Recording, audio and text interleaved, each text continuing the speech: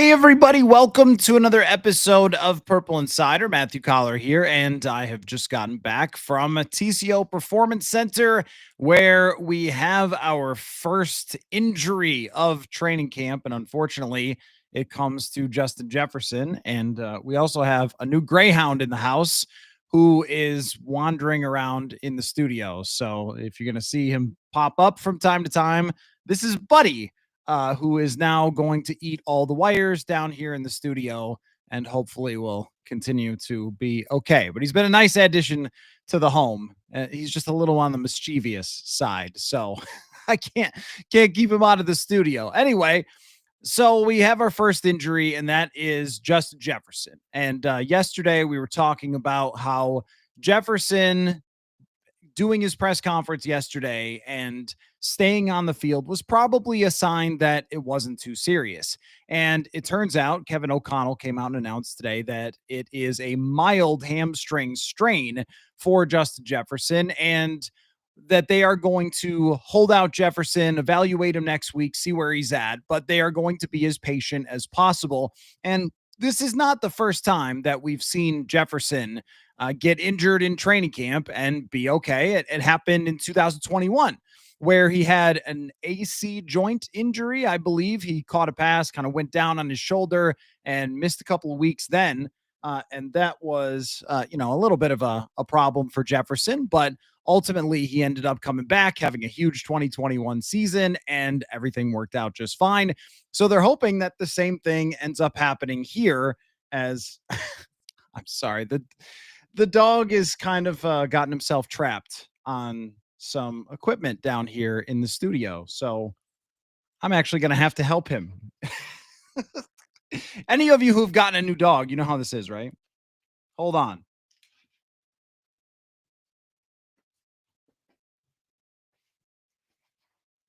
Okay. There's a rowing machine down here. And you know the rowing machine where you pull on it? And he was trying to step over it, but then he got stuck and didn't know how to make his back legs because greyhounds are very long. And so getting the back legs and the front legs to operate together at the same time is a little bit of a challenge. So let's start again with Justin Jefferson. Now I've got him to lay down. He's good to go. And he'll just be my partner over here. But it's not the first time Jefferson has been injured in training camp. And I think, of course, it is so much better for them to be patient with this, take their time. It's not like Justin Jefferson needs to learn how to play football or learn the offense. And we'll get into the silver linings and we'll get into the downsides of it. But first, I want to bring you what Kevin O'Connell had to say about Jefferson in the sort of official update. I know with Justin, you know, the getting a chance to talk to you guys yesterday, we were, he expressed some discomfort there and to our staff, and between the hamstring tightness in his left leg, and just didn't want to leave anything to chance. So we did have a little bit further evaluation done, and he does have a very mild left hamstring strain. We're going to be really cautious, obviously, with it. It is not the same leg from a couple years ago. I know that question's probably coming. And I credit Justin just for, his ability to recognize how he was feeling and the fact that we were able to avoid anything major. So we're going to hold him out, here for a bit and then reevaluate him next week when we come back later on in the week. And the best thing is we avoided anything serious. I see no concerns in regards to the opener, and have no worry at all that we'll be able to get Justin ready to go. So there is Kevin O'Connell talking about Justin Jefferson, giving you an update there. And if we want to get into the downsides, of course, every day that Justin Jefferson is not with JJ McCarthy, it's not great because there is no person who is more important to JJ McCarthy and his success than Justin Jefferson. But I guess that's also why it makes total sense for him to sit out as long as possible. I mean, you would much prefer that these early days of training camp, that those two get on the same page, that they work together on a daily basis, especially when the pads come on and the cornerbacks get physical and you really get a sense for how to throw it up to Justin Jefferson in double coverage. Like when it's Jets time, even if it doesn't look like it's Jets time. And that's what Jefferson talked about a lot yesterday after practice is just continuing to give McCarthy confidence in him. Well, that's going to be a little harder to do when he is not practicing. And Adam, no, O'Connell said it was not the same leg as actually it was 2 years ago in 2023. So different hammy. But not being able to have those early practices is a little bit of a challenge. And there wasn't a clear timeline for when he's coming back, reevaluated next week. And then O'Connell went on to say that he wasn't going to play in the preseason anyway. So it's not like they're ramping him up. But at the same time, when he was talking about the preseason, it did make me wonder, okay, how long do you really think this is going to be? Reevaluated next week doesn't mean getting back next week necessarily. It sounds like from his comments that it's going to be kind of a week to week type of thing with Jefferson. I do feel like it is unfortunate for all the fans who come out because Jefferson is the guy to watch. He is absolutely lightning out at practice. He loves to hype up the fans. He loves to do the gritty. He loves to do celebrations. And also, uh, Jefferson competes like crazy when he's out there in practice. And it doesn't matter if it's year one or year six for Jefferson. He's always done that. Always been a guy who's out there to destroy every cornerback who tries to cover him. So I think in another way, and this is where the silver linings come in. I mean, of course, this could have been much worse, and it could have been something that kept him out week one. It could have been something if maybe he had kept practicing and tried to go through it that he could have made worse. And so he stopped at the right time. He went in and saw, Tyler Williams and got treatment at the right time and made sure that it's not something that's going to be serious. And the other thing before we get to the silver linings is just that you worry about long term when this is the second time that he's had a hamstring issue, even if it is a mild strain, where last time it was a pretty significant injury that he had in 2023 and ended up missing 7 games. But you do start to wonder a little bit of, is this going to be something that plagues him? Is it going to be something that comes back regularly? And they're going to have to really manage this over his career as we go into the second half. And he's put a lot of mileage on his body and a lot of mileage on his hamstrings over the years. And I guess this might be some type of issue that maybe he specifically has, or it might just be a wide receiver thing, that wide receivers do so much explosiveness, so much taking off fast, so much quick breaking in and out, things like that, that somebody as explosive as Justin Jefferson is just occasionally going to have hamstring issues. But when you start off with that, that's where you don't want it to become a problem throughout the rest of the season. That's what their main focus is going to be for the rest of camp, to try to make sure that it is at 100% by the time they start week one, because you can work through that chemistry issue. And look, we've seen quarterbacks go in and throw the ball to Justin Jefferson and be just fine. Even, Sam Darnold last year over practice got in the right rhythm with Jefferson, but he had never played an actual game with him. Comes out first week, hits him on a 40-yard pass. Nick Mullins barely took any reps with Justin Jefferson over his career, got in, hit him on deep shots. I mean, it's probably one of the easier wide receivers in the NFL to just step onto the field and throw to. So I'm imagine that their hope is that he can get back by the couple of weeks that ramp up to the season. So we get the training camp, get the joint practices, and then you go into that 2-week period of time where they're just practicing, and then finally the season arrives. It also made me wonder a little bit about the joint practices and whether he's going to be able to practice then. I know that's a few weeks from now, but do you want him to practice then? Because the thing about Justin Jefferson is he's almost, even by being out, protecting himself from himself by being out, because during practice, it's one of the things that makes it so exciting to watch for the fans, for anybody who's there, including myself over the years, is that he goes 100% the entire time. He competes like crazy, but that also puts more mileage on the body, and it's a 17-game season, and they're hoping to win playoff games. So do you really want him to have those joint practices where he's trying to smoke and destroy the opposition? Not if he's got any sort of issue with the hamstring. So it might end up being after that. I'm not sure. But If we wait a month, then it will be still enough time to ramp up for the regular season. So it happening now, and Aaron brings this up in the comments.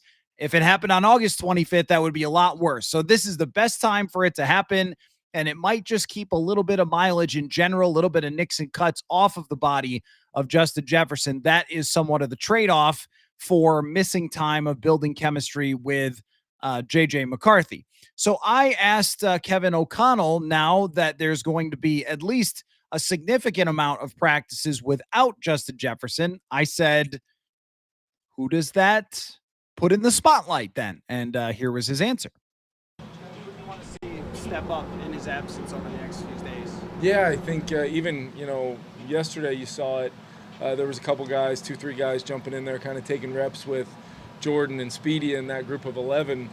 Rondell Moore had a chance, to make a couple plays. I think we saw Lucky Jackson. I think we saw Felton, Jay Sean.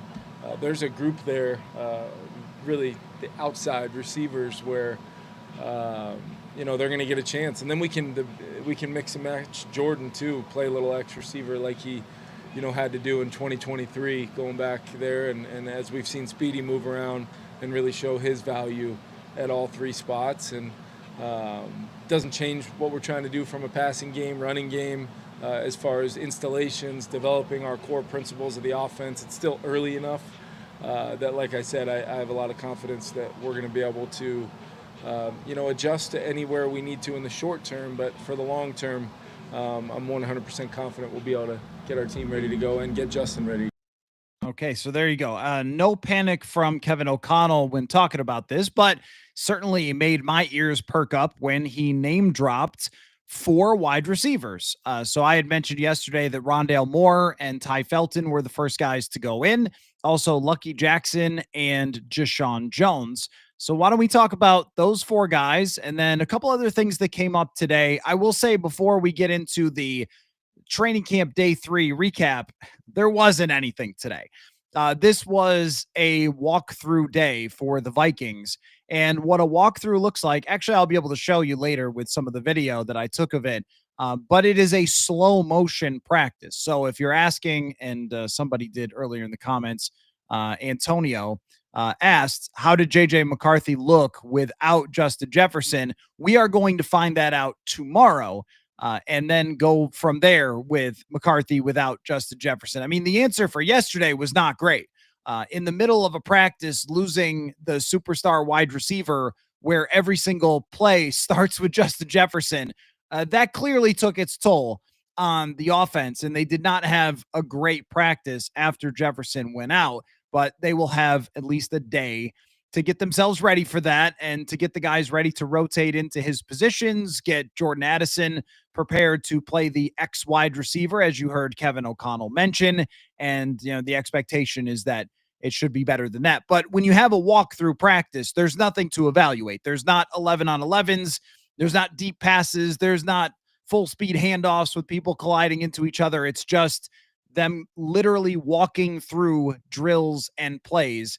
And there was a lot of, I can show it to you right now. This is what it looks like for most of the practice, is just in the red zone, running some routes, going through some different drills and stuff like that. So I took a lot of video of the quarterbacks throwing to wide receivers down in the red zone. And, it's kind of fun to watch the guys run routes on air, but not exactly the most that I can evaluate when they're going slow motion. So tomorrow, what that means is it will be a big practice for them tomorrow.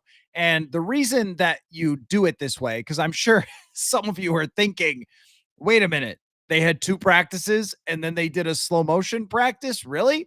Well, I think part of the reason for that is that the first off day is Sunday, and you can schedule it out to have tomorrow be a very physical and hard and complete practice. And then you get the off day, and then the pads start to pop in. And I think that's why they worked it out to have today be kind of the slow motion. So tomorrow we will be looking really closely at those 4 wide receivers, because this is interestingly giving them an opportunity to simulate what it's going to be like without Jordan Addison. when he ultimately gets suspended 2 to 3 games. So if he ends up being out, for 3 games, then some of these other guys will have had a good amount of reps with JJ McCarthy, whereas otherwise they might not have gotten any, or maybe only a handful throughout the beginning of the season, or through the training camp here. Then we might have not really seen those guys getting in with JJ McCarthy for a lot of reps. And then all of a sudden, Addison goes out, somebody else has to step in. So now all these guys get a legitimate competition over, I don't know how many weeks or days it's going to be that Jefferson will be out, but at very least, when you hear evaluated next week, well, that means that he's not coming back next week. So you get this practice, the start of pads all the way through next week. At the very least, that's, a good place to start for these other 4 wide receivers. And also, if anybody else wants to make a case for themselves, they will have the opportunity as well. So let's talk about the 4 other guys that Kevin O'Connell name dropped. Rondale Moore has really impressed me to start training camp. He looks quick. He looks back to the full speed that we saw from him when he played the Vikings in 2021. Did he play the Vikings another time? I'm struggling to remember. Maybe 2020. He must have been 2022, right? I don't remember if he was in the lineup that day, but they played Arizona 2022, and I imagine that he was. So the last times that we saw him healthy on a football field, he looked like this. And it seems that his recovery has come to fruition, and I'm going to talk to him at some point this week just about that recovery, where he stands, and his big opportunity here with the Minnesota Vikings. But that's a veteran wide receiver who, if you look at the numbers, now he wasn't playing in a great passing offense. Remember, Kyler Murray got the ACL tear in 2023, and 2022, they weren't quite as good as they were in 21, where it was a very good offense. But when you look at his numbers from his very first year to his third year in the league, the thing that you see is that he was used as a real wide receiver more and more. Now, that doesn't mean that he became, the next Jordan Addison or Justin Jefferson, but it does mean that he's not just a trick shot artist.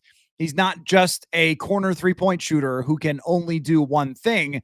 He is going to have a little more of a complete skill set than he's probably given any credit for, based on his experience, because nobody was watching Arizona in 2023 after Kyler Murray went down, that's for sure.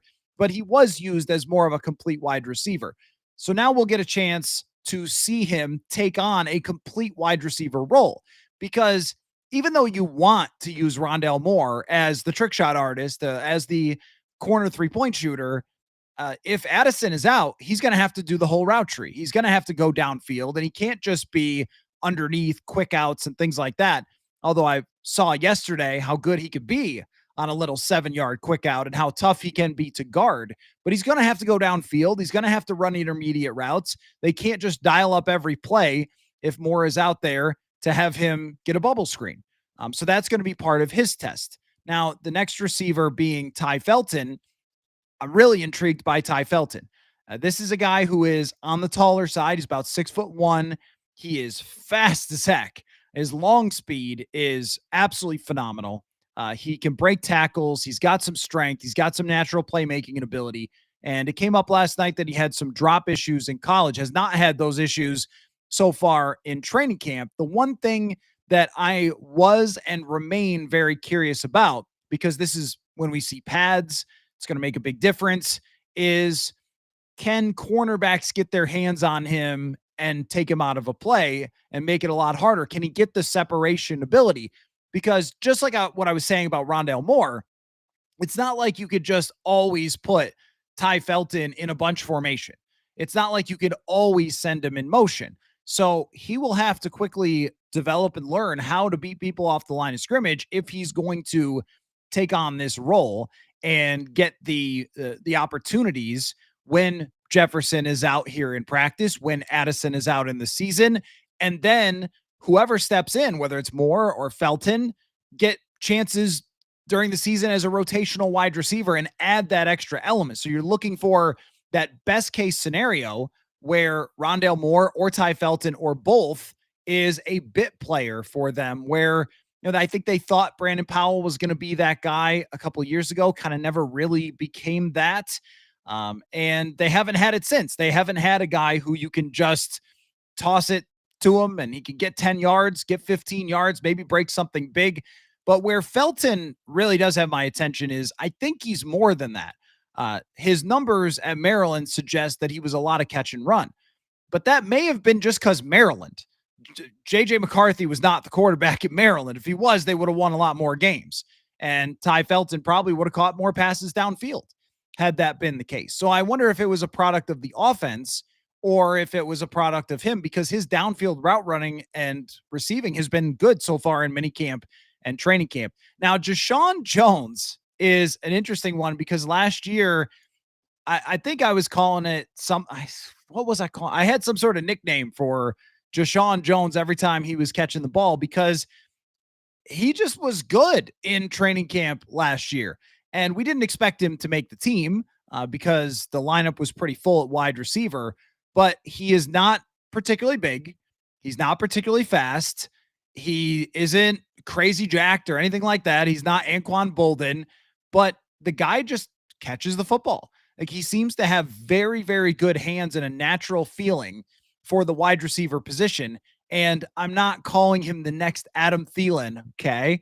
But it reminded me a little bit of how when you saw Adam Thielen in practice, he would not blow your mind. You weren't sitting there watching Thielen going, oh my gosh, I have just seen the next great NFL wide receiver walking out of practice. He just did a lot of things really well and then caught everything that came his way.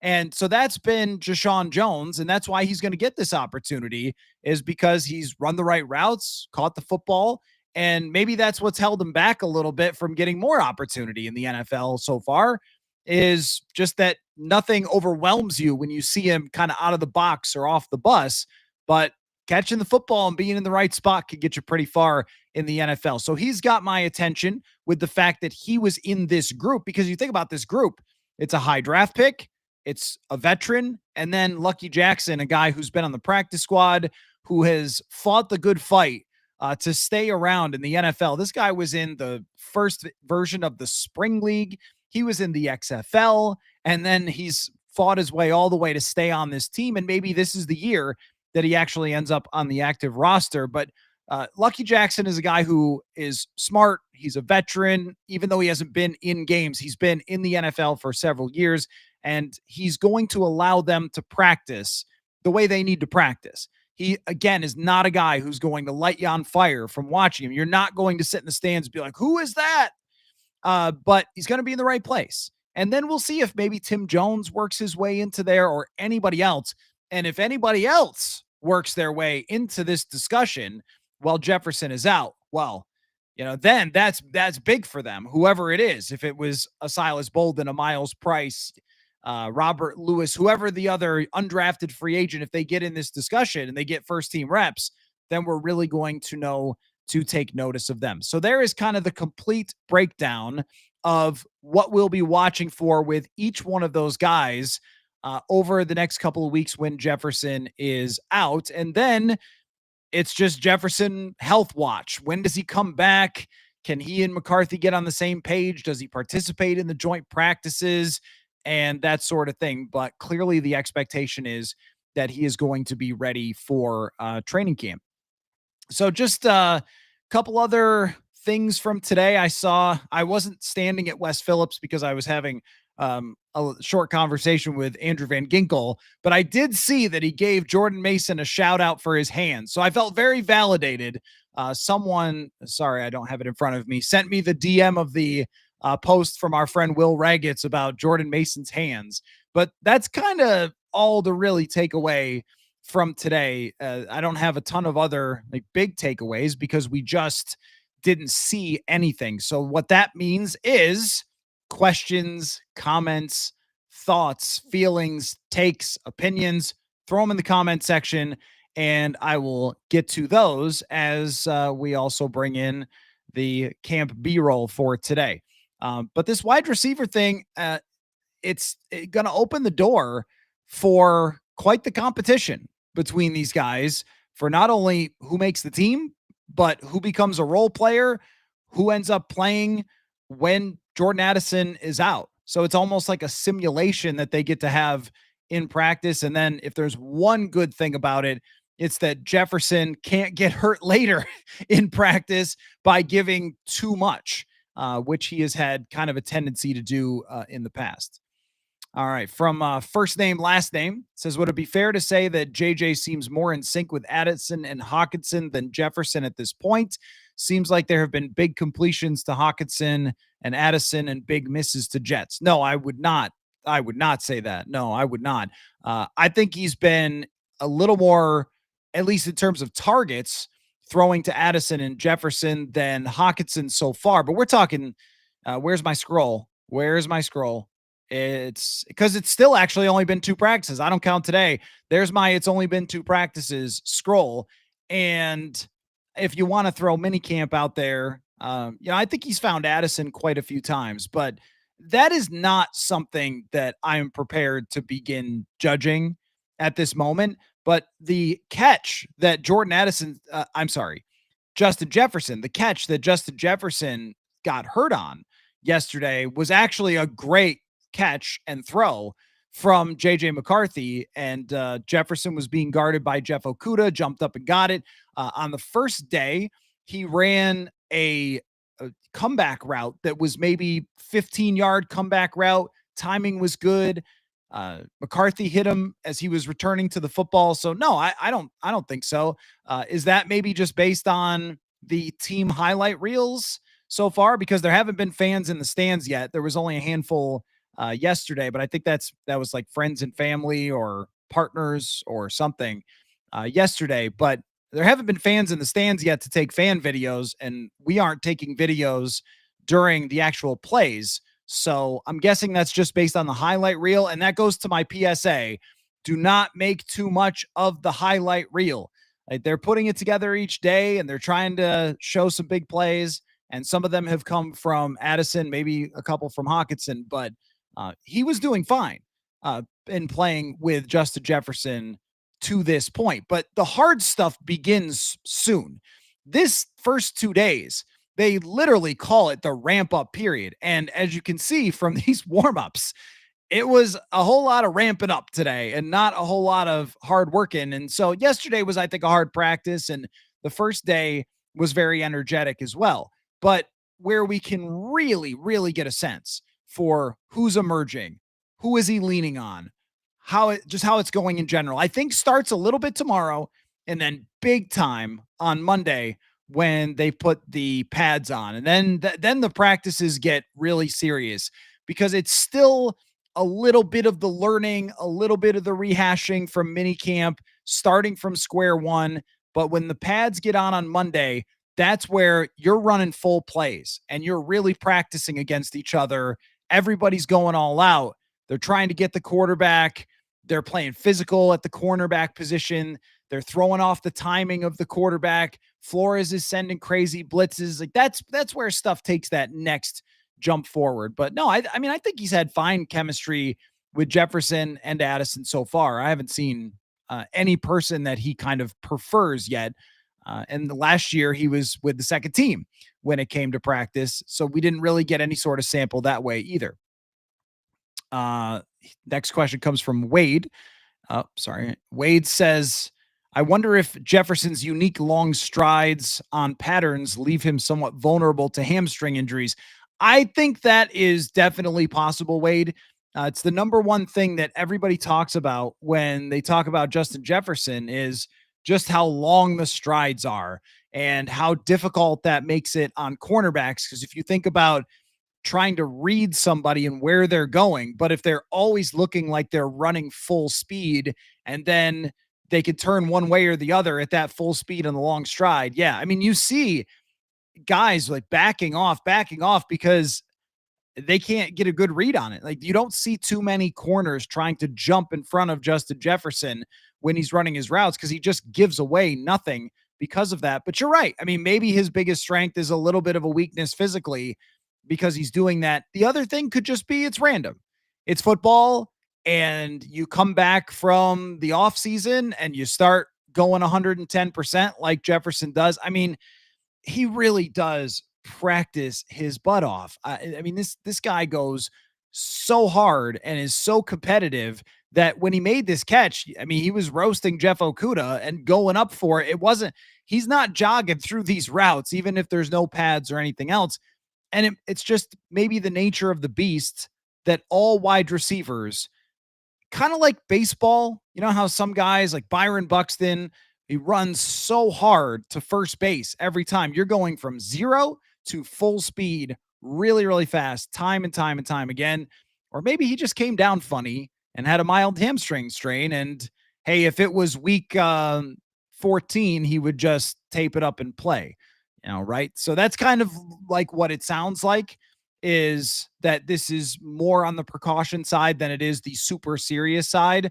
And when we're talking about a guy who's gone 5 years and he's only missed time once ever, I can't say that it's some kind of pattern necessarily, maybe just a little bit of bad luck. LDR believer, sorry, says, I like the KOC treats the starters like an overprotective parent. Your leg is hurting. Don't move. Let's get you to the MRI machine. I totally agree, LDR believer. I saw it today, and I had to check and make sure that it was a trustworthy beat reporter in Detroit, because what I saw confused me when I saw a tweet that said that Terrion Arnold in a tackling drill knocked the helmet off of Jamison Williams.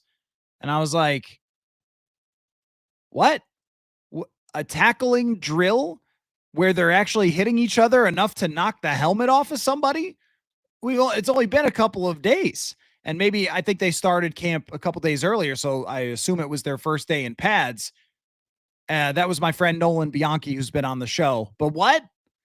You're having your corners slam into your 170-pound wide receiver who's kind of a Ferrari on the first day of pads? Man, Campbell, what are we doing here? And I think the results have really spoken for themselves when it comes to Kevin O'Connell and this team's record of health. Overall, the record of health has been very good for the Minnesota Vikings over the last couple of years. I have always agreed that his methods are right when it comes to keeping these players safer and having a ramp up. And look, I would have loved to have had this full practice that was physical and all sorts of takeaways to come home to, and told you guys, oh man, what a practice it was today. And we'll get there. We'll get there. But if this is the right way to do it for what their sports science and sports health people say, and I'd rather everybody get to see Justin Jefferson at practice as fast as possible. But again, if this is the right way to go about it, then do it. You're absolutely right. Take your star players. I mean, last year, I don't know how many reps last year Aaron Jones got at all in training camp. It might have been, full pad, 11 on 11, might have been a dozen, 20. It wasn't many. And Aaron Jones came out and averaged 5 yards a carry over the first 8 weeks when he had Christian Darrisaw in there. These guys who have been around the league for long enough, they just don't need a lot of this. And if you remember, I mean, 2011, where there was no training camp at all and the league survived. It was fine because a lot of these players, they could play tomorrow if they absolutely needed to, with how they deal with their bodies. They've got gurus, they've got trainers, all this stuff. They're ready to go. It's not like the old days where you were coming to training camp just to start learning how to get ready to play football. So if Justin Jefferson doesn't take another practice until 2 weeks before the season, I'm pretty confident that he'll be fine, especially since we've seen it before. Kevin O'Connell's right. Tyler Williams, their trainer, he's right. Like, they know what they're doing when it comes to the health thing. And I think it's a lot smarter than how physical and how much Mike Zimmer used to push guys back on the field. I think that caused over the years some longer term problems for certain guys because they would push them back early, and Zimmer would get really frustrated with the whole can't make the club in the tub and that kind of thing. And every coach wants his guys on the field. But when you've got time here, then do it. Yes, treat your star players that way. KPFAU, is that FAU 77? Says, are there deep ball concerns with JJ McCarthy? When it comes to everything regarding JJ McCarthy, being QB1 week 1 against the Chicago Bears, everything is a concern. We don't know anything yet about what he's going to look like as an actual starting quarterback in the NFL. So I can only speak to what I've seen in practice. I can't try to guess with 100% certainty when he plays against the Chicago Bears, he's going to hit every deep ball or he's not going to overthrow anyone. So far, over last year's camp and into this year's camp, I've seen an enormous improvement on JJ McCarthy throwing the deep ball. Now, that doesn't mean he's not going to overthrow them, but we are going to overanalyze this. And I am part of the problem, of course, doing a live show every night. Kirk Cousins overthrew people. He was a great deep ball thrower. It happens. It's hard to throw the ball 50 yards down the field, but where McCarthy has improved, I think, the most is within his touch on the football, his general feeling for how deep the ball is going, and knowing that he doesn't have to throw 100 miles an hour every single time, that he is big enough and strong enough to just flick the wrist and that ball will get downfield and it will have the proper amount of juice. My guess is that when he was first growing up, maybe he wasn't the biggest guy, and that he learned to put every ounce of his body into it, and that he was throwing fastballs every single time that he touched the football, and he's had to develop that, and it's still going to be a work in progress. I can't guarantee you that he's going to be an elite deep passer right out of the gate, but I can say that what I see consistently on a daily basis and over a longer period of time is just improvement when it comes to that. It is a little bit of the downside here of missing Justin Jefferson, though, because that deep ball, that does take chemistry. It does take timing. And it's not just go balls. Justin Jefferson doesn't get a lot of go balls because a lot of teams don't let him just line up on the outside and run straight down the sideline. A lot of his deep shots have to do with timing and have to do with identifying where the safety goes, who bites on the play. Because a lot of times, if you were to distill the most general philosophy of Kevin O'Connell, it's drawing a defender in one place and then sticking Jefferson behind it, or confusing one defender with another route that is underneath or crossing, and Justin Jefferson runs by and gets open. That's really what they do. That's why we talk about dagger sometimes. And if you think about the concept of dagger, what it is, it's exactly what a dagger looks like. It's one guy running straight up the field and another guy cutting inside. Often it's Jefferson cutting inside. So the biggest piece in terms of the timing is going to be hitting him out of his breaks and releasing the ball as he sees the read, but throwing it out in front of Jefferson to let him go get it, and then knowing when to toss it up. And these are things that can kind of only really happen in the games. It's the only part where it really does hurt them here in practice. And Sam Darnold started to get it with Jefferson late last year in training camp.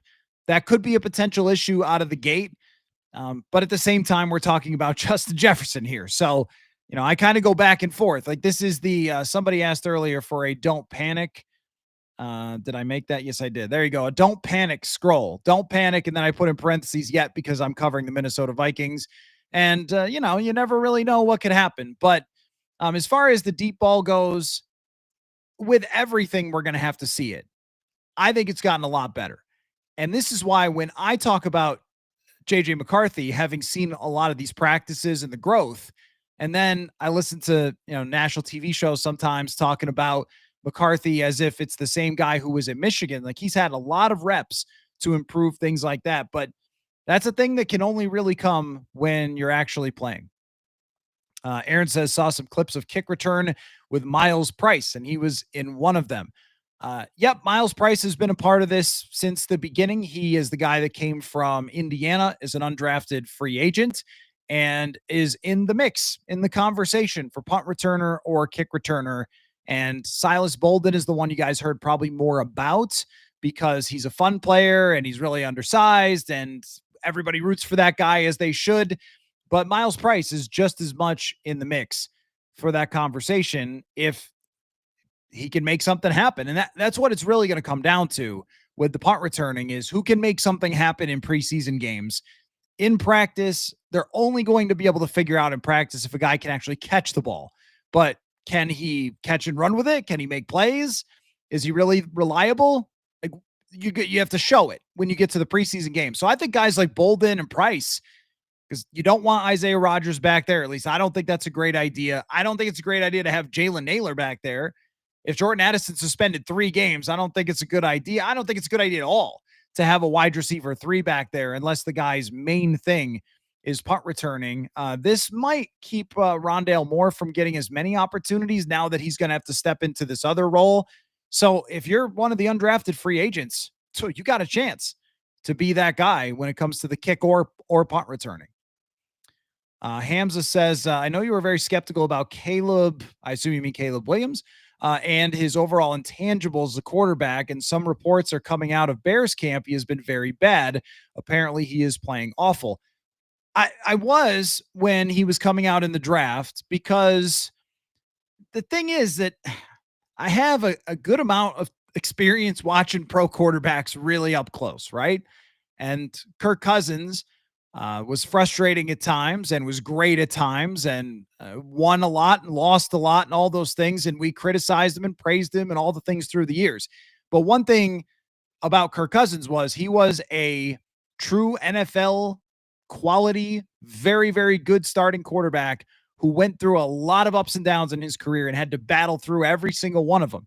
I had to battle through his wide receiver not showing up to practice and then saying there was truth to all rumors. His head coach firing his offensive coordinator and his head coach being kind of against him at times and blaming him for his contract and, the things that went on there. And he had bad games and then would come back with great games. And so I saw really up close there with Kirk Cousins from week to week how much you deal with in the NFL. And it concerned me that Caleb Williams struggled with that in college, which you should really not. I mean, you really shouldn't. Not at USC. You shouldn't be having major issues with the emotional roller coaster in college, because it's so much tougher in the NFL, so much tougher. And you have all these players whose careers are on the line that you're carrying the load. And then you talk about the media attention. There's people who talk about college football. It's popular. Talk about the NFL. Everybody is watching the NFL. Every network is NFL wall to wall for 6 months, 7 months.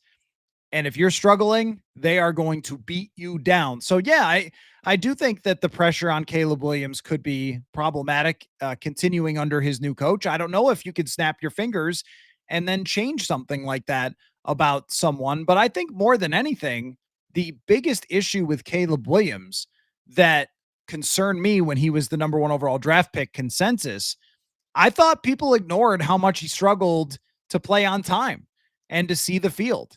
And this is what, tying this back into JJ McCarthy, when we watched McCarthy coming out, the concern, of course, was, does he have a cheat code physical tool where he's going to be able to just make something happen like the Josh Allen, like the Lamar Jackson?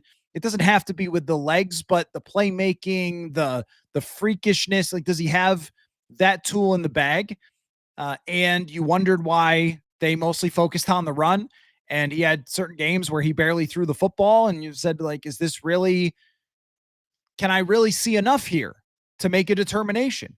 And actually, Kwesi Adolfo-Mensah came on the show and I mentioned that to him. I said, the struggle for me with McCarthy is I just didn't have a sample size.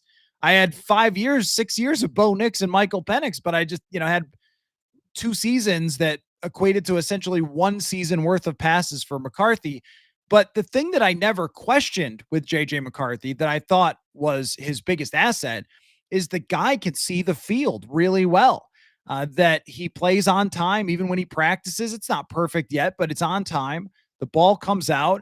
And there were plays in that preseason game where guys are coming on crossing routes. And there's a lot of mud in front of him, and he trusted it. There was a play where someone's running a crossing route. I forget, maybe Trent Sherfield or somebody is running a crossing route, and the pocket gets muddy, and he has to find him and lead him out in front, kind of over the middle, but leading him toward the sideline on his left side. And he does a really good job of it. And I think if you drop your eyes under pressure or muddy pocket, you don't see that guy.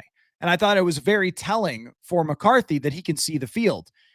Whereas Caleb Williams, every time anything broke down, he dropped his eyes, he tried to scramble around.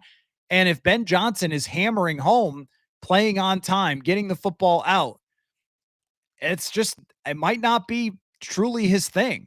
Or in the long run, it might end up working out better for him because Ben Johnson is really going to hit home on that. Think about where he came from. Why is Jared Goff good?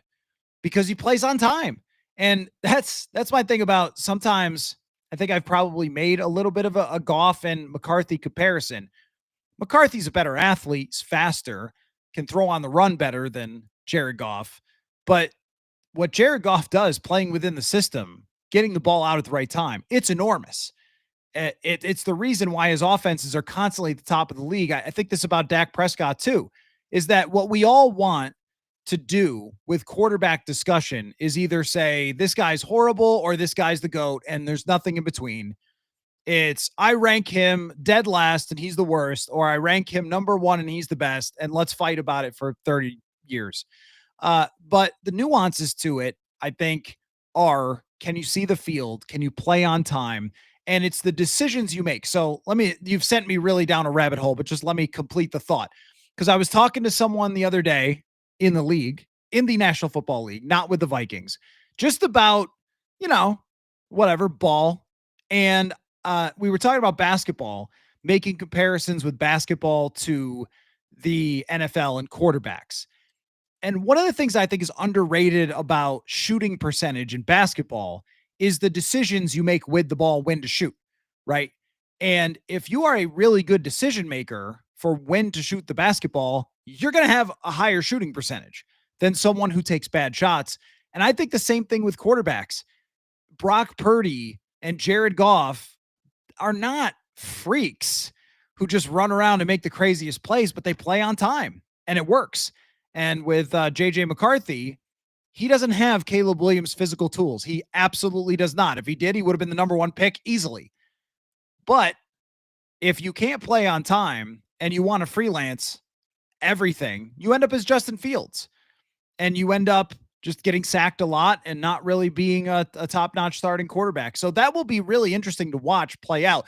I think it's one of the biggest storylines in the entire NFL is how Ben Johnson coaches Caleb Williams through this camp, because they're either going to get to the end of camp and Caleb Williams is going to be like, I'm good now, or they're going to get to the end of camp and Caleb Williams is going to be frustrated and his coach is going to be frustrated and they're going to be a little bit at odds. And you're going to go into the season with some drama right off the bat. And there you are, the Minnesota Vikings are the first team you face. So, but it is very, very interesting. And don't worry, Courtney Cronin from ESPN, who covers the Bears, will be on the show before week 1. I Shot You 99 says, speaking of injuries, is there any positions on this team that would concern you if one starter or even two are out for any amount of time? Jefferson being out now is already triggering panic. No, Jefferson out now is not triggering panic for me. I think what it's triggering is intrigue for me. I'm interested to see what happens now, because if over the next, let's just say 2 weeks, I'm just going to say 2 weeks and then we'll see how it plays out.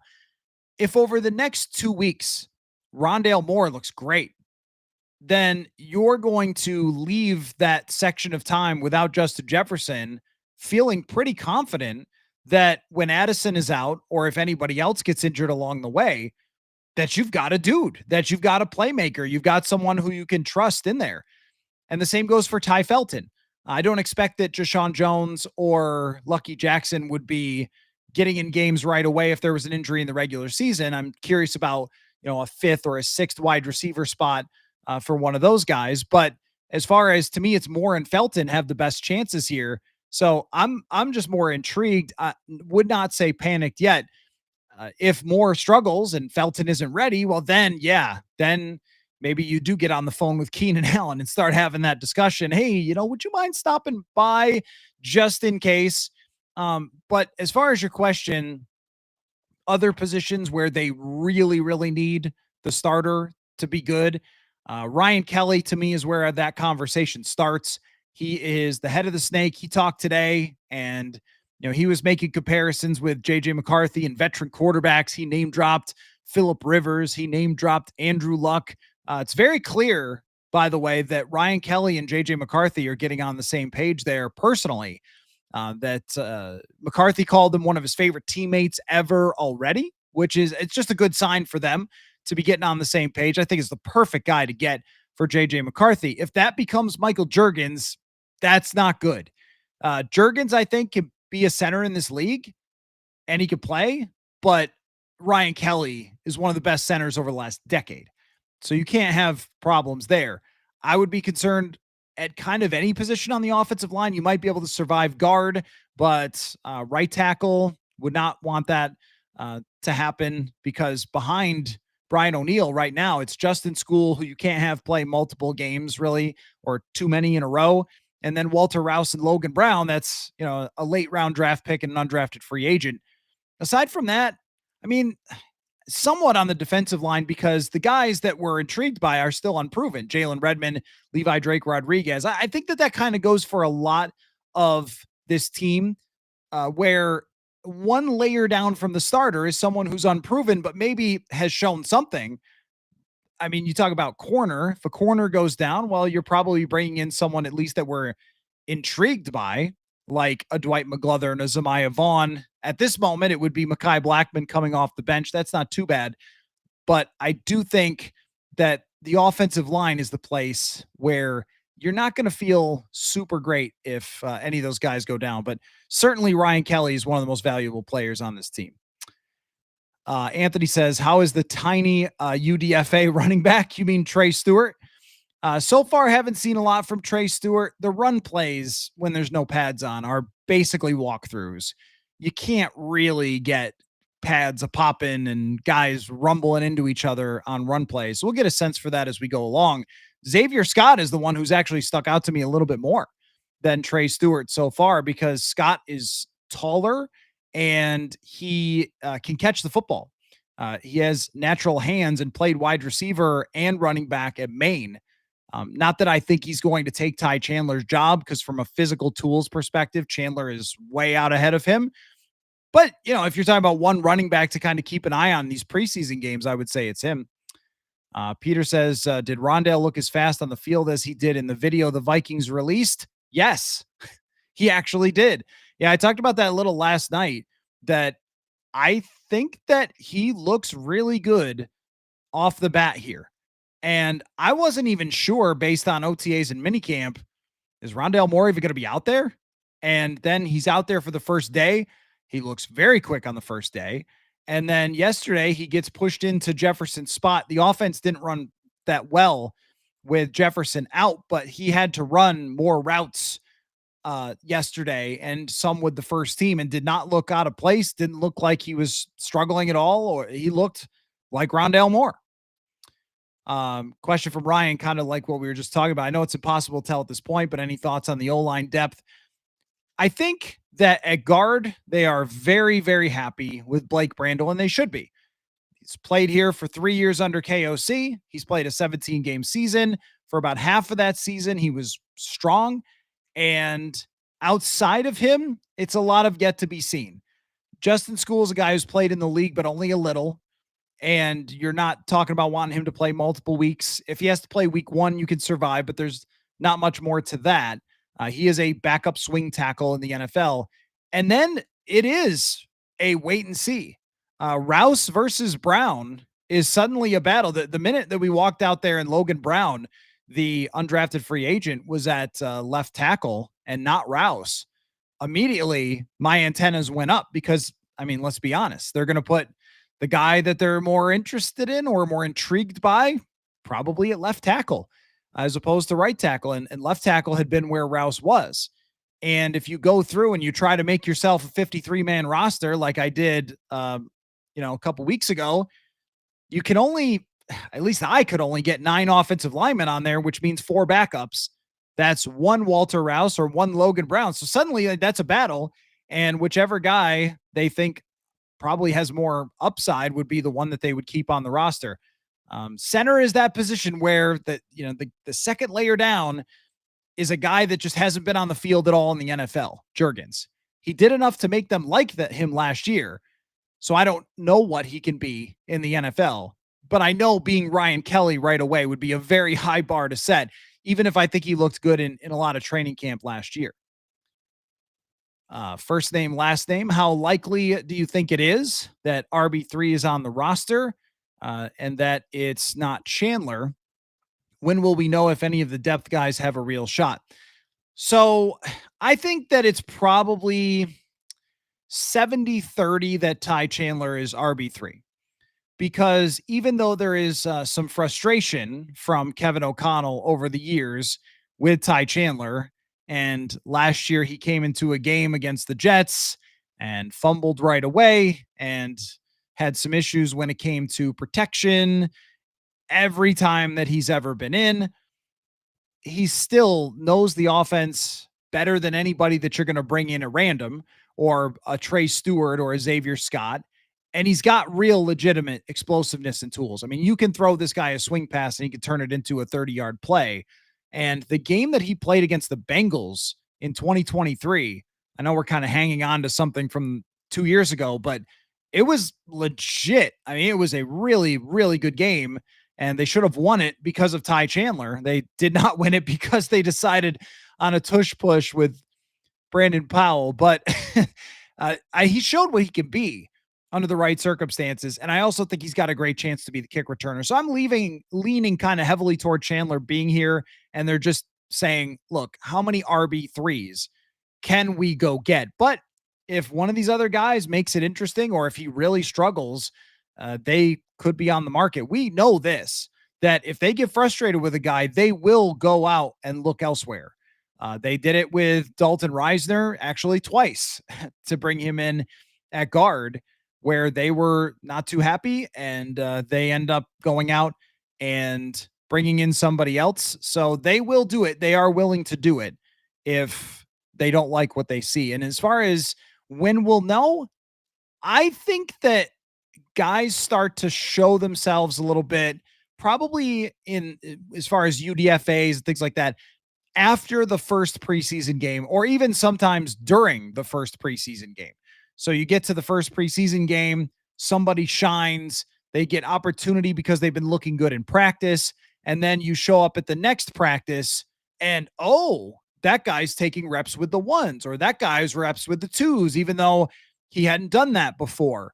It's usually after that first preseason game that we really start to get the sense, hey, there's this depth guy that is showing up. And, sometimes they show themselves even a little bit earlier than that. And that's somebody like Zamiah Vaughn, who right away in minicamp was kind of a dude. And okay, like making plays on the football right away. But aside from that, it'll probably be after the first preseason game. Bra says Jordan Mason having hands is like how every single NBA player is a better ball handler than 99% of the people on earth.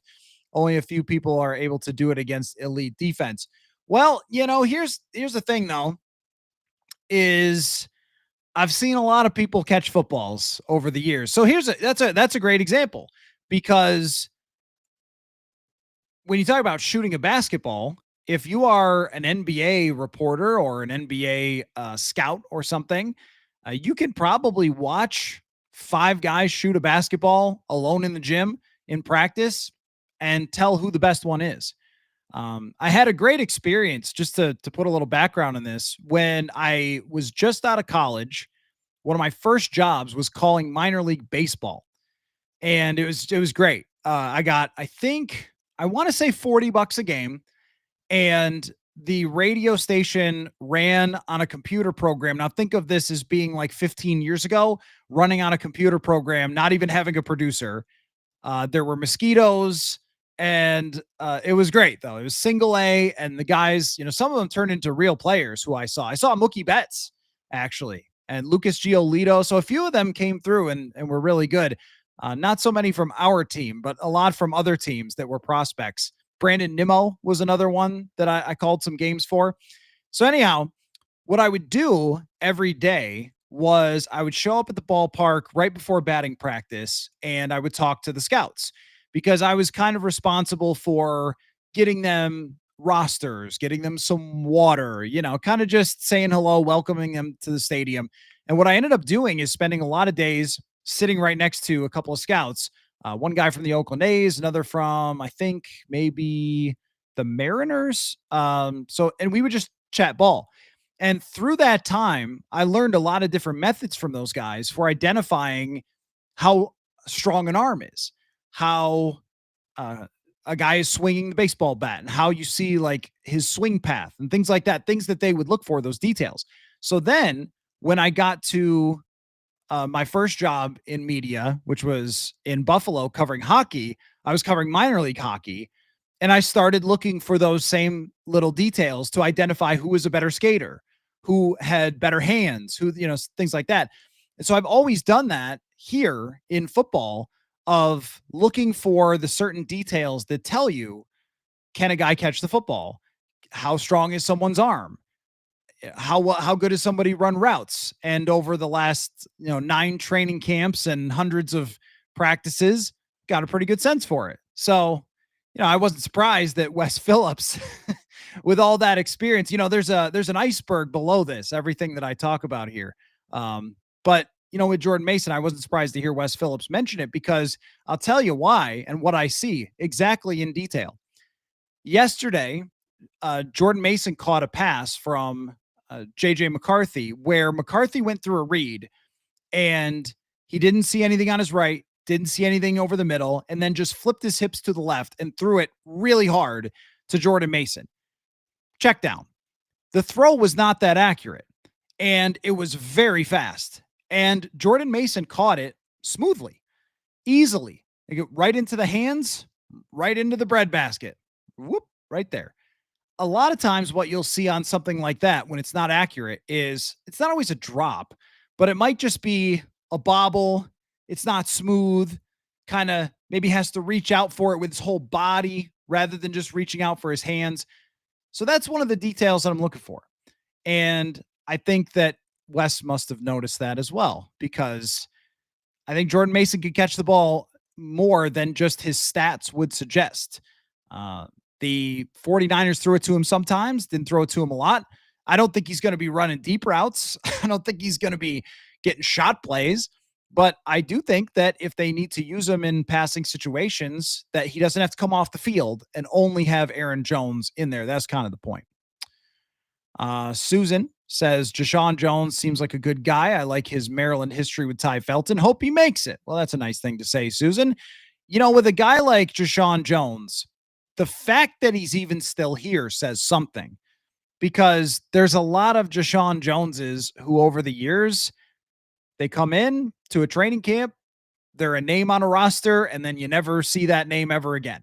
So the fact that they decided to keep him around means they saw something. They don't keep anybody for just no reason if they keep him for a second year. So there might be something there. I'm just trying to figure out exactly what it is and how to describe it. And maybe some of this is just the fact that he's going to get opportunities, that he was here last year, knows the offense. You can't throw Miles Price or Silas Bolden with the first team and go, hey, go be Justin Jefferson for this play. Have fun. You can't do that. But I think there's something there. I don't know how much it is there, but something, I think, with Jashawn Jones. Eric says, not in love with the idea of signing Christian Wilkins. I'd rather they keep one of the young guys on the roster and develop and replace the older guys as they price and age out, similar to what the Patriots did. Do you mean like the old, the Belichick Patriots? Yeah. So I don't love the Christian Wilkins thing either. Speaking of the Patriots, I think that somebody said with the Patriots, I saw a headline today that they said they're going to have the conversation about Christian Wilkins. It's a very nuanced type of thing.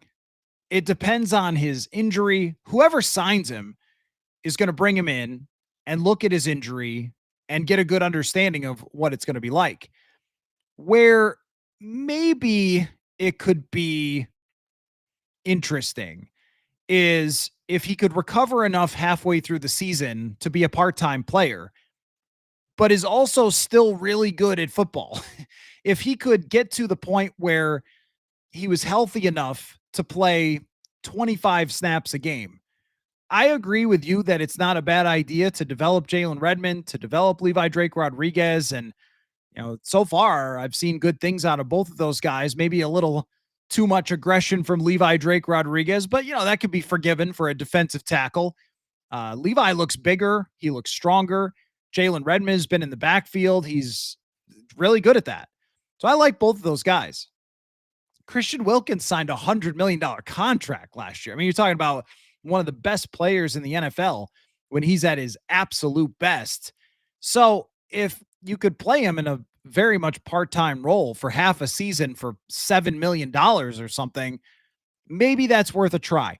I am skeptical, very skeptical, because teams want a $100 million contract to work. They want a superstar. They do not want to have to do what they did and cut Christian Wilkins. Maybe, just maybe, the only thing I might throw out there is that they are still run by Mark Davis, not the Wilfs. It's one of those owners who still does crazy stuff sometimes.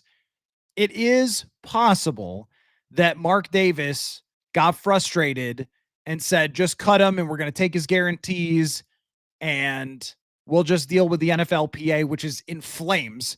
Are they going to win a grievance? Who's even leading them right now, right? That it could be a little bit of an opportunist type of thing. We regret the signing because he's injured and he's just not going to be what we wanted him to be. And we'd love the cap space and the guarantees. So off you go. It could be, but more likely than not, teams don't want to cut one of their best players on the entire roster who they wanted to give $100 million. So if somebody else did that, I don't know if it's worth the risk of going out and getting him, but the backups are totally unproven. And that is what this camp, to me, other than JJ McCarthy, is about. To tie this back into Jefferson, a lot of it is just about go prove yourself. And as we get into, I think is going to be an extremely hard practice tomorrow with a day off coming. Usually they turn the dial all the way up. And then out of that day off, again, all the way up and the pads are on, you're going to have some guys that, hey, if you prove yourself, then we're not going to go look elsewhere, or we're going to feel really good about the depth. And that's corners, that's defensive tackles, that's now wide receivers, that's backup offensive linemen. Like, this is where it starts to ramp up and get exciting. These first 2 days have been, hey, we're back to school. Maybe you had teachers like this in school where on the first day, they just throw everything at you. Here's a huge homework assignment. Welcome back. Dope. Here's the hardest work ever. And nicer teachers that give you a ramp up, that give you a, hey, welcome back. Here's the syllabus. Introduce yourself to the class first. What'd you do this summer? That kind of thing. That's how KOC is, I think. But now up we go with the dial, and we're going to start finding out, do you really have something in Levi Drake Rodriguez? Do you really have something behind him? Taki Taimani, for example, made the team last year, but where's he at right now? So this is where it gets, pretty exciting. Rory says the way JJ has been practicing ahead of schedule, it may just be soreness of the hamstring other than a pulled hamstring. Let's pray for that. A strain. Any doctors out there can explain a strain versus a pull? Did not say pull, said strain. I've never had a hamstring issue, so maybe I don't know which one of those two things works which way. But a strain, I think, is a lot less serious than a pull. And I do think that it's a little bit of Justin Jefferson practice is really hard, and you just don't want to. You got to protect him from himself. You just don't want to let him go out there and practice really super, super hard when he's got any sort of strain. So if it takes an extra week of keeping him out, then keep him out. This is the time to do it. I promise you that if Jefferson showed up on August 20th, if he was holding out for some sort of contract thing and just arrived on August 20th, he'd be fine and he could go play. So this maybe protects him from himself a little bit, especially if he doesn't participate in the joint practices, but we'll see.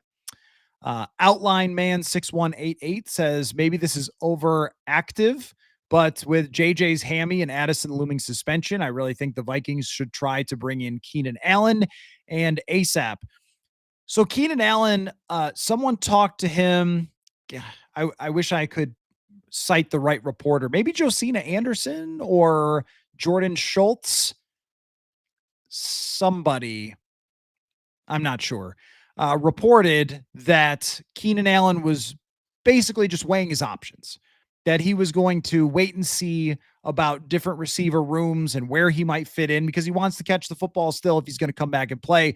Kind of reminds me of Stephon Gilmore a little, where weighing your options means I know someone will sign me and I don't want to go through the entire training camp. That's what it sounds like to me. I don't disagree with you, but I kind of want to see Felton and Moore first. I think Keenan Allen could still play. I think he could still play last year. But if Rondale Moore has it and fits in really well in this offense, which is possible, I mean, the guy caught passes in the NFL, has made plays, then just go that route. Like, he's younger. He could be here over multiple seasons. He could bring something unique to the team, like a little more explosive element. Maybe he's a punt returner. Like, yeah, just keep him and have him be that guy. But if he really struggles and then Felton's not ready, then yeah, then you're making that phone call. That's where I really want to draw a line in the entire offseason before we get into the regular season at those joint practices, because that's kind of the last moment where you can do something like that. And it's also the best moment for you to evaluate everything you have. So that's where, if they get to that point and they're not feeling good about the receiver depth, that's when you make the call. And I just don't see Keenan Allen. I just do not see him deciding to sign anywhere before midway through August, I would think. Rory says, I think he's overdone it too early trying to get McCarthy acclimated to the NFL and has a sore hamstring, but that doesn't mean it's torn. No. It's not. No, it's not torn. If it was torn, he would be out for a really long time. It's not torn. No, I think these things just happen to wide receivers. Devontae Adams has had hamstring issues. I mean, I don't know too many wide receivers that, if they're playing this much, that have not had that kind of injury. Malkill, how's he doing with throws, sideline throws? Is his touch looking better there? Well, the one to Jefferson was actually the one where Jefferson got a little dinged up here, was actually, I think, one of his best throws to the sideline this year. It was to his right, and he put it on the money for Jefferson to go up and get it inbounds against Jeff Okudah. And Okudah kind of tackled him. And I did wonder, like, did that cause some of this? I can't say for sure, but it was a more physical play than you wanted to see under these circumstances. And I don't think they were too pleased with that, would be my guess. But it's looked okay these first couple of days. I haven't seen issues with it.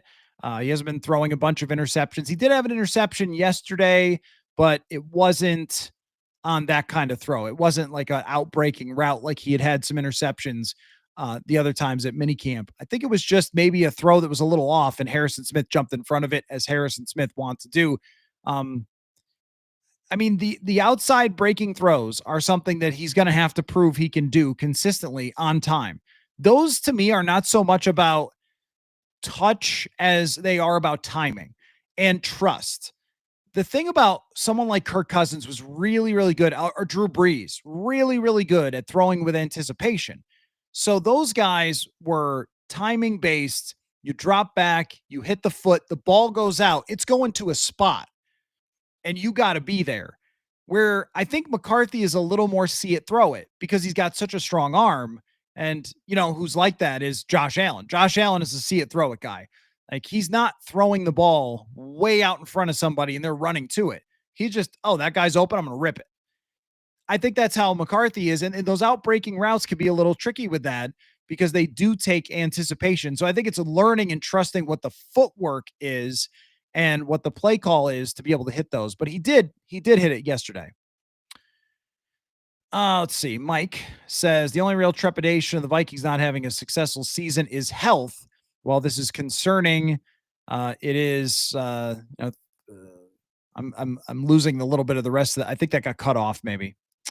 But yeah, no, I agree with the first part of your sentence though, is that health is the trepidation of this season. And that's where throughout this offseason, it would always come up as we're trying to project the year. Well, what do you think they're going to do? And if they're healthy, then I don't want to say that every single time.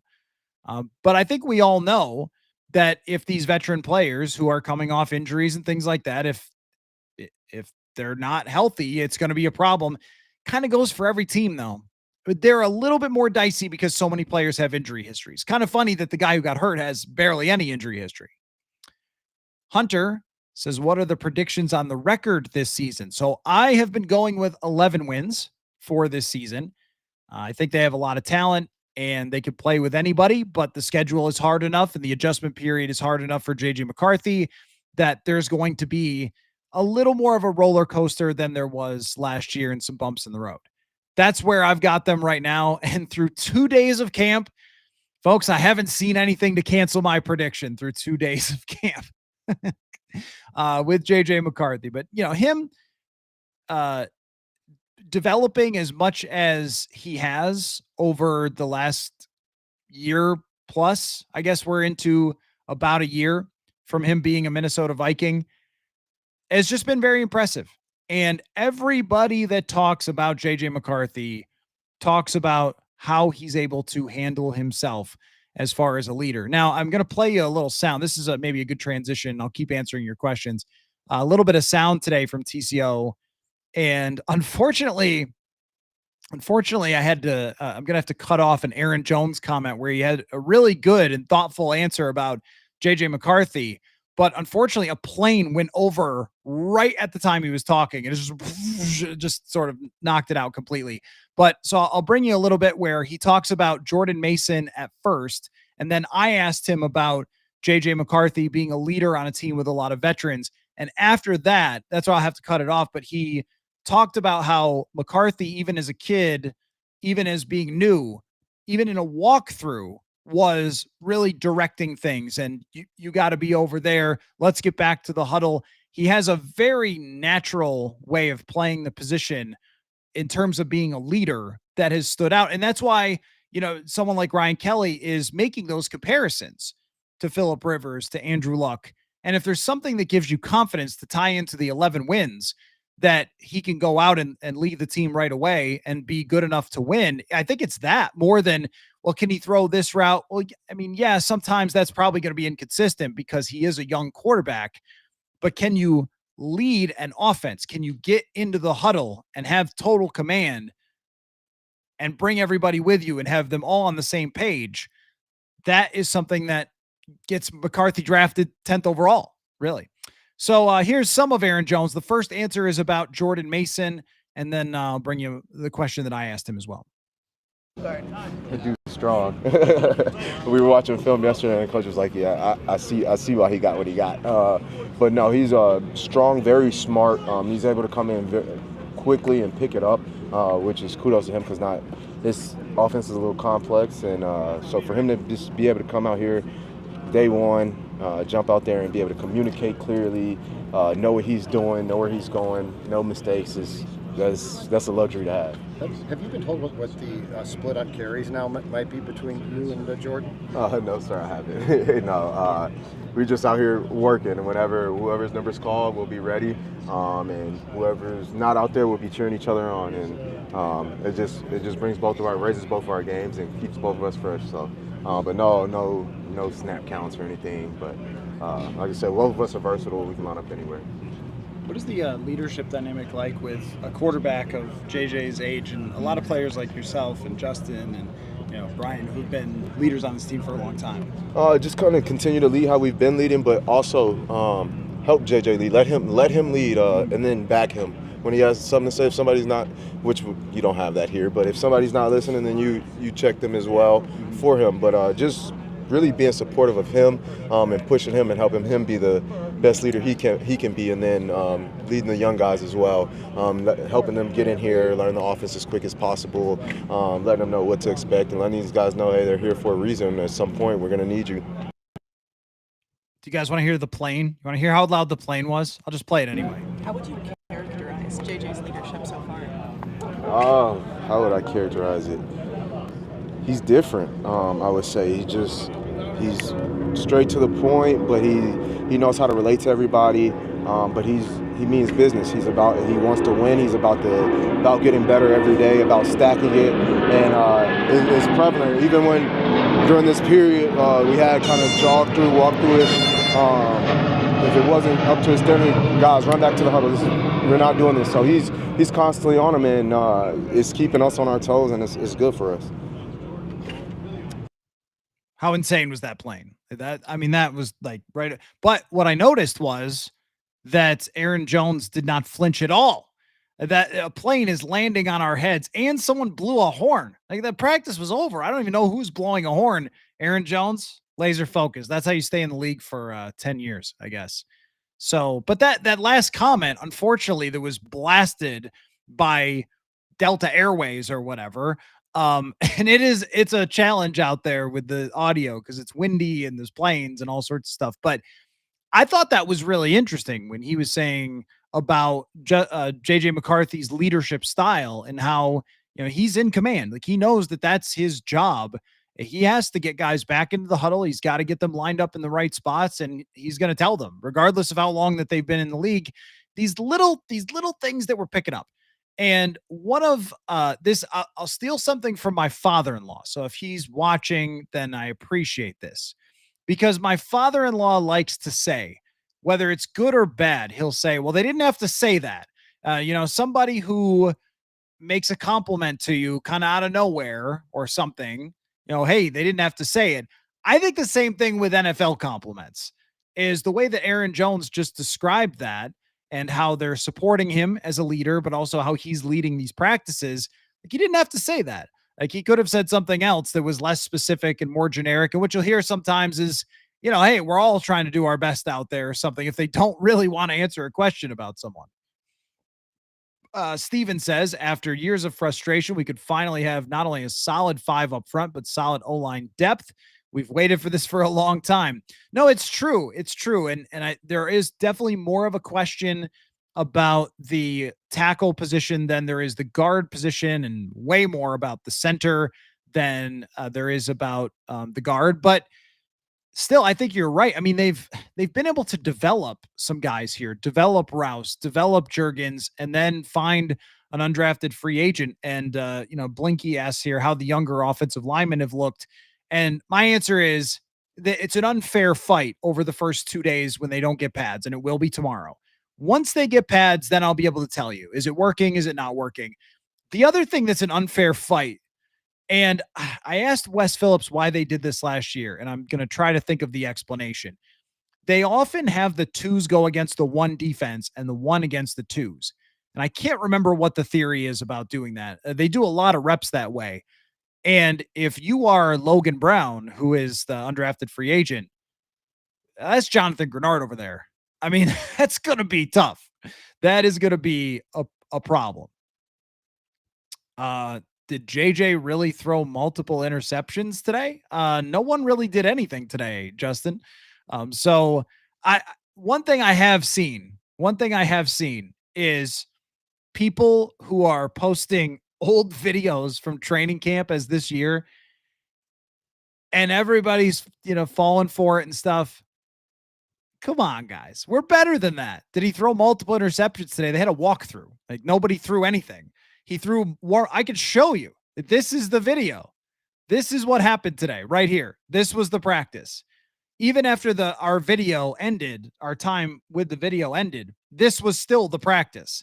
They just threw routes on air and then did walkthroughs 11 on 11 where they very slowly practice plays. So that's all today was. There was no interceptions. There was no quarterback pressures, drops, touchdowns, nothing like that. So Anthony says last year at this time, Fabian Moreau seemed to be in a cornerback, and by the end of camp, not so much.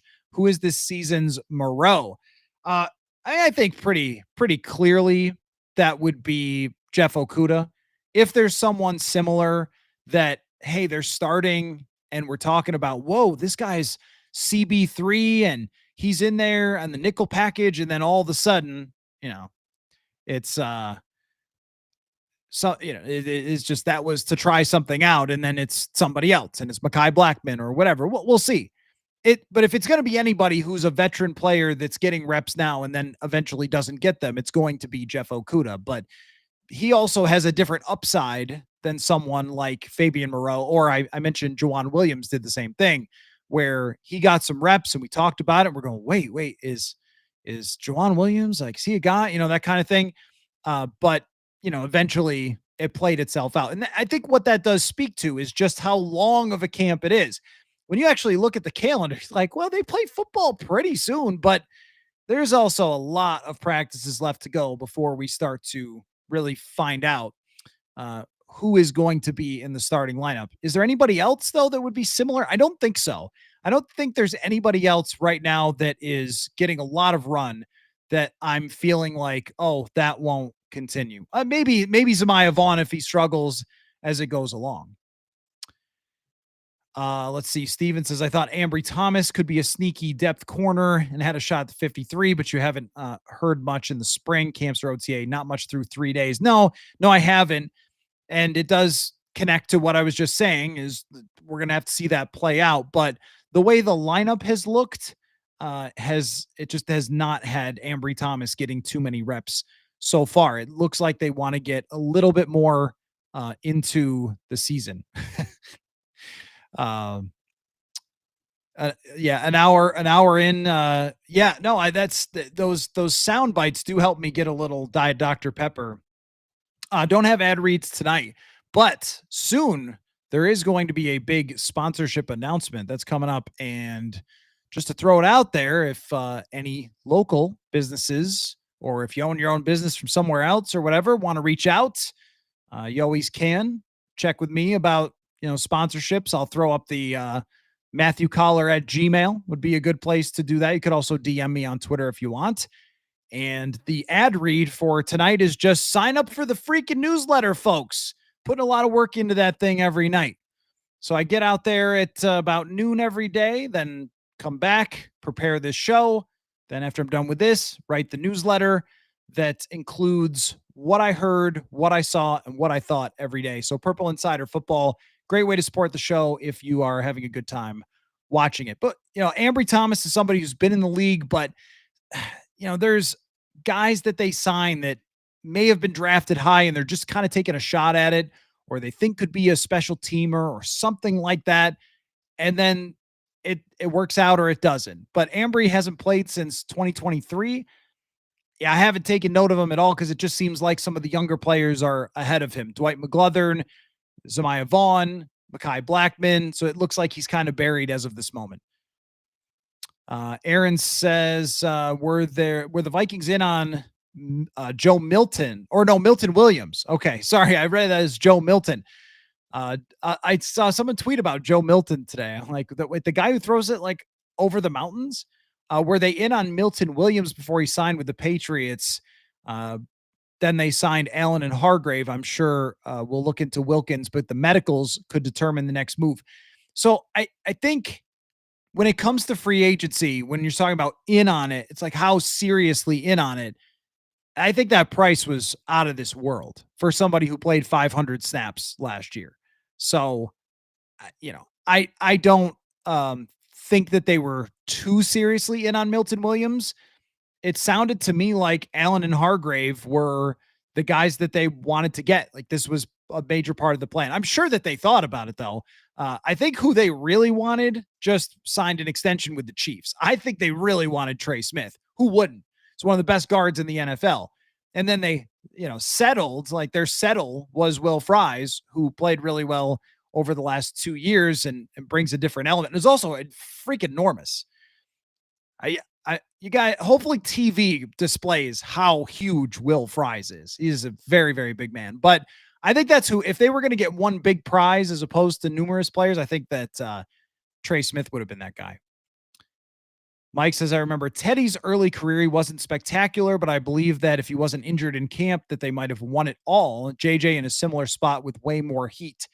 Yeah, the Teddy thing always brings out the people who never liked Teddy, and that gets annoying because I think we all know with the trajectory of that team, where it was going in 2017, eventually when it got there. He got injured in 16, but in 17, where that roster ended up, that if Teddy had been even just a little bit better than Case Keenum, you're talking about a great chance to go to the Super Bowl. Who knows how it would have played out? There was a miracle mixed in and all sorts of mini miracles throughout the season for Case Keenum, but it's the same theory is Teddy Bridgewater. Now, I think that there is a little more physical skill. They throw differently. Teddy was one of those anticipation throwers that I'm talking about.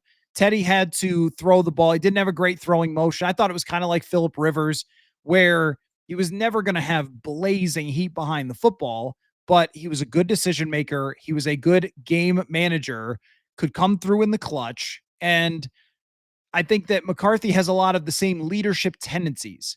A lot of the same magnetism is a good way to describe it. Every person that I ever talked to, I wrote a story about this one time, would say specifically how Teddy Bridgewater individually helped them succeed. And one of the people was Adam Thielen. I remember talking to him in the locker room about Teddy and how Teddy, even when he was hurt and was just still coming back in 17, would talk with him and break down some of the quarterback perspective for how he could be better for Case Keenum. So even just doing little things behind the scenes, it sounds a lot like JJ McCarthy. There's just people, and maybe people like this in your life, but in sports, there are just people who have something about them that everybody kind of wants to be in the same room as that guy. Everybody wants to be around that type of player. They want to have that guy as their leader. McCarthy has that. And again, it's one of the reasons he's the 10th overall pick, because character matters so much. Why we love the quarterback position, we love talking about it, why it's this enigma that we all try to solve for all of our lives watching football, right? Isn't that what's so freaking fascinating about football is quarterbacks and how their talents and their skills and their personality and their ability to handle stuff and lead people, and there's so many things happening, how it all comes together. And when it all comes together in a freakish way, it's like Josh Allen or Patrick Mahomes. But it can all come together in ways that are not the stupidest, most insane skill sets. But instead, it's making the right decisions, having a good sense for when to make a play, and being able to get everyone on the same page. Because if your receiver runs the right route and the tight end has the right detail to draw the safety away, and the blocking picks up the stunt and things like that, then it all comes together and the quarterback gets the praise for a great throw, but it took 11 people. But the reason it's on the quarterback is because he got everybody into their positions. That's why you draft JJ McCarthy, not just because he throws it hard, but he does. Steven said, when you watch the player interview clips the Vikings put out, they're talking about protecting JJ, likely shorter throws, screens, relying on the ground game. We might finally have a screen game. I don't know which clips you're talking about in terms of protecting him. I don't know if I've heard a ton of that. Maybe there was somebody who mentioned that. I don't think it's going to be some sort of like pared down game manager, backup quarterback type of offense. I do think they're going to put more emphasis on the screen game. And this is where we talk about Jordan Mason and catching the ball. Like, I think that can matter. That might matter. And Aaron Jones catching the ball matters, and TJ Hawkinson's going to matter. But I really just don't think, unless they have to, that they're going to run any other offense than what they're going to run. Oh, you guys are just getting to the Judd bucket hat. Great hat. Great look for Judd Zolgad today. Yep. And you could see him duck when the plane came over, as if it was actually going to land on our heads. So, I think they're going to run a full offense, and they're practicing like they're going to run a full offense. So, yeah, TCO more like MSP. Yeah, hopefully you guys could at least hear some of what he was saying, because, of course, the best answer has to come. The best answer has to come when the plane is going over. Why not, right? Jeffrey says, speaking of Okudah, how does he move? Does he look smooth? Jeff Okudah in shorts is scary good. Scary good. I mean, just a guy with that size. I think the only guy I would compare him to is probably Xavier Rhodes. A guy with that size who moves like that, with arms that long. You know how the corners, when they stand, they have their arms at their side, ready for the snap. His hands almost touch the ground. Like his arms are so freaking long. He's a specimen. And it really comes down to when they get into the games and the real practices, can he hang with guys one-on-one, which has been an issue, without being overly physical and getting penalized? They actually have referees out there that throw flags. Can he do it without getting penalized? He did get burned a couple times by Justin Jefferson, which happens, but can you hang with him? Now he's not going to have to face Jefferson, which is a big boost for Okudah. I didn't mention that as a silver lining. It's a silver lining for him, not having to face Jefferson. Can you stop on a dime? Can you anticipate routes? And when you get into the zone coverages, can you see everything develop? The reason that Lewis Cine did not work in the NFL and Cam Bynum did and Josh Metellus did is that they could identify what they were seeing in front of them at full speed and go to the right places and play fast. Can Jeff Okudah do that? A lot of first round picks bust out of the league because college and the NFL are just a different game. College, if you're a physical freak, you're going to win. In the NFL, got to be a mental freak. Alex says, who will be the kick returner and punt returner? Oh, we're going to find out. I'm looking forward to finding out. Right now, I don't know. If I were to guess right now today, I would probably start with Ty Chandler as the kick returner. Kick returner 2, though. There is a kick returner 2, kind of like the old days. Remember when it was Mo Williams and Qadri Ismail? Like that's, KR1, KR2 on the video game. I don't know who's going to be KR2. Bolden, Price, anybody else back there? Maybe Naylor? Maybe? I don't know. Maybe Isaiah Rodgers if Matt Daniels, I think we're going to talk to Matt Daniels maybe tomorrow.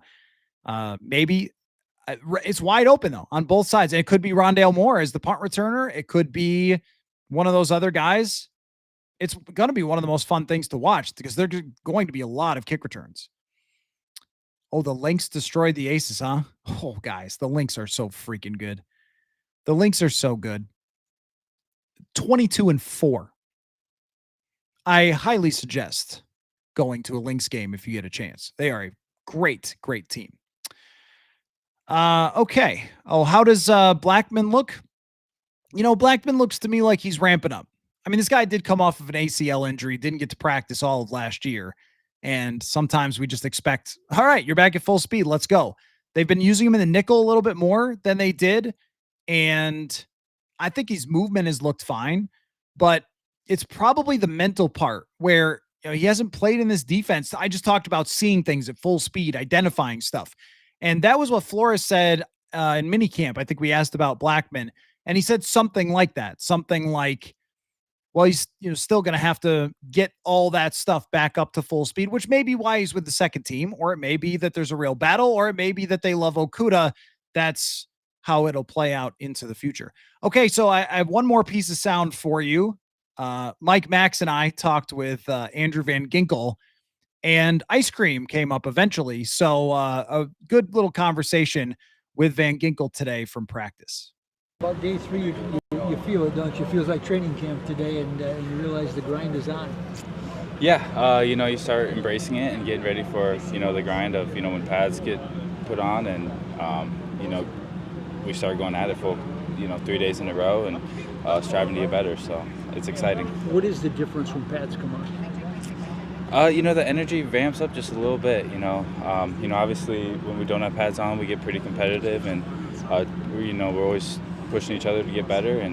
But when those pads come on, you're gliding, you can bull rush, and, especially get a little bit more physical. So you start to see some of these young guys, what they're capable of doing. And, it's just an exciting time. If you were able last year to fill in pretty quickly and everybody was able to pick up the defense, what can you do this year then? What more things can you do with a year under your belt that, you did a lot of things last year? Yeah, Flo put up our call sheet, and it's, we have all of our calls in from last year plus some. And when you got everybody returning for the most part, you got, some guys that we plugged in, and, Jonathan Allen and these guys on the D-line that are smart, intelligent football players. We can put a lot in and demand a lot out of ourselves. And which just allows us to play fast and be ahead of the offense. Thank you, sir. Yep, thank you. What is it like for you to play with those two guys, Allen and Hargrave? I mean, they're just very different types of players than like Tillery and Bullard last year. How different is that for your job?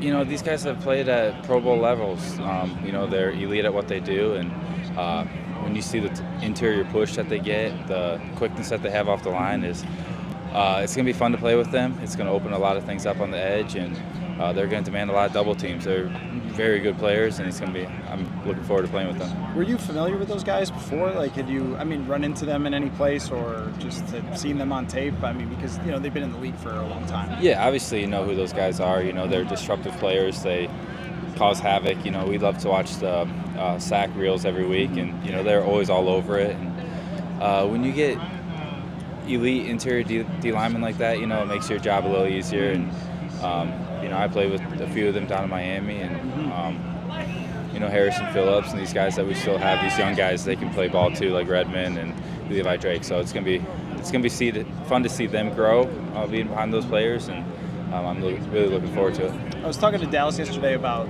coverage, dropping back in coverage when you're an outside linebacker, and he said he's kind of just watched you and how you go about it. What is the key to that, of being good? Like your size, obviously a bigger guy who can rush the passer, but still like being really good when it comes to dropping back in zones. Yeah, there's a lot of knowledge that goes into it. You got to have an understanding of concepts, what we're trying to get accomplished, have an understanding of who the offense is, who they have in certain positions, and how they're trying to get them the ball. And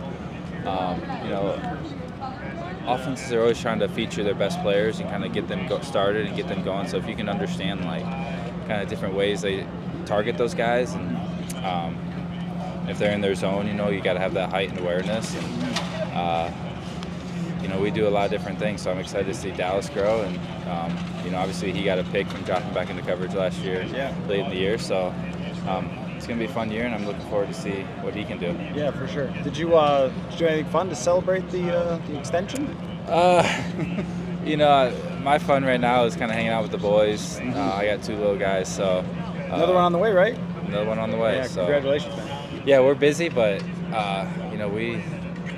we go to a park or go swimming, or I'm always doing something with them. So that's kind of my excitement. Maybe I think we actually might have went and got ice cream or something. So that was the extent of it. There you go. Very good. Well, thanks for your time, man. Yeah, good to see you. Thank you. Appreciate it.